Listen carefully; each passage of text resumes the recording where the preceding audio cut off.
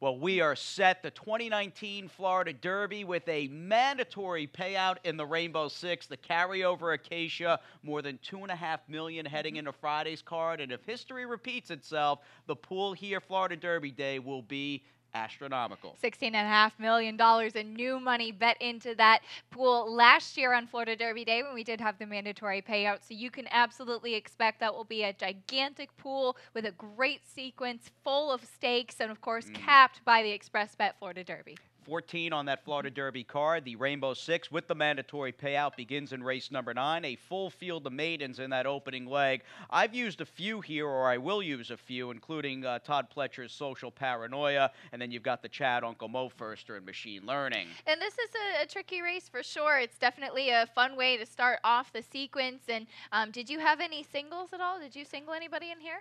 No, certainly not in the 9th race. I toyed with singling a horse a bit later on. I almost pulled the trigger on Restoring Hope in the 11th race for trainer Jason Service, but opted to back myself up with the 11 Candy Graham, who I thought might be able to move forward. He's going to have to. But Restoring Hope, who did some nice things for Bob Baffert heading into last year's Wood Memorial, he might be first-time Jason Service, a bit of an anchor for many people, if you will. I'm with you. I think that he's definitely going to be an interesting one. And as we bring up my ticket, I did actually try to pick against him in race number 11. I like Gleason in that race, second off the layoff for Todd Pletcher. He's a more lightly raced horse. Restoring Hope, we probably remember most from showing that speed in the Belmont Stakes. And you look at the company that he was facing, the last horse he ran against was Justify. So he's definitely got that to his resume. But I did think that Gleason might sit a good trip. I spread in the first leg with that maiden race. I didn't single anybody either, though.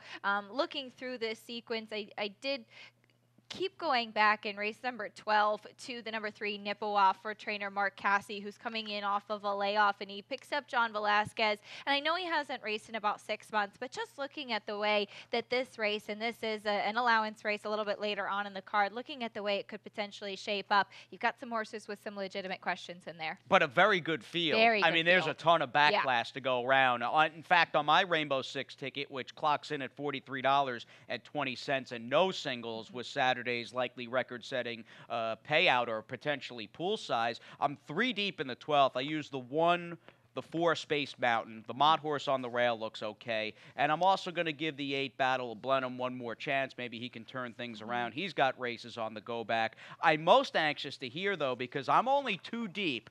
Little bit of a wise guy move, perhaps, leaving out Code of Honor in the cash out, of course, race 14 of 14, the Florida Derby. I like Hidden Scroll, but I especially like for the win the number 4 Bourbon War. So I'm 1-4 in the back end. I'm wondering your opinion here of the Florida Derby. I went 4 deep, and that did make my ticket a bit more expensive. I went with the $86.40 ticket just because the pool will be so big. Sure. If you wanted to trim, this would be the place for it, depending on who your strongest opinion will be.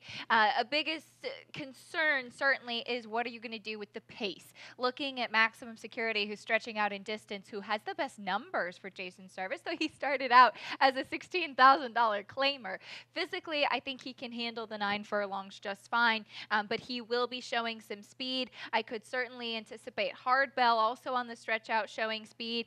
And Hidden Scroll, they've really been working him to rate behind horses, but he's got the inside post, the rail post position. And we talked about this even looking back to the Pegasus World Cup.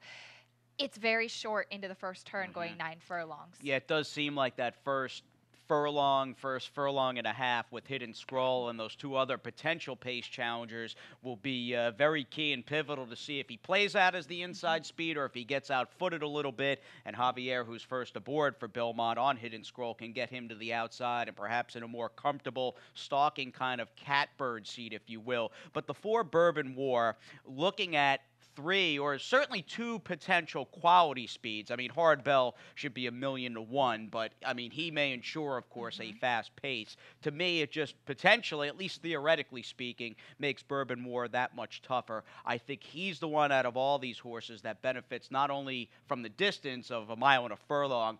I think the traditional finish line, as opposed to that shorter home stretch here at a mile and a 16th, works to his benefit. He really, I think, was hindered by the first finish line last time out in the Fountain of Youth, and he galloped out very, very strongly as well. As far as just looking at horses, how they've been training coming into this race, I have preferred Hidden Scroll in the mornings to Bourbon War, but just as I was saying, the pace and the inside post, and even just looking at how he did tire in the Fountain of Youth and Hidden Scroll's inexperience, if you will, does really make me nervous. And Bourbon War really could be that one who's going to be closing and just kind of on the upswing, which really I think would be exciting, certainly for the connections. Code of Honor, though, did slip up the rail, and he closed strongly last time out for Shug McGahee. And I spoke to John Velasquez the other day, and he said he's got to step up a bit more this time, though. He does, but he was cut out from day one to be a good colt in general. Was a certainly an advance for Shug, a pretty precocious 2-year-old last summer, and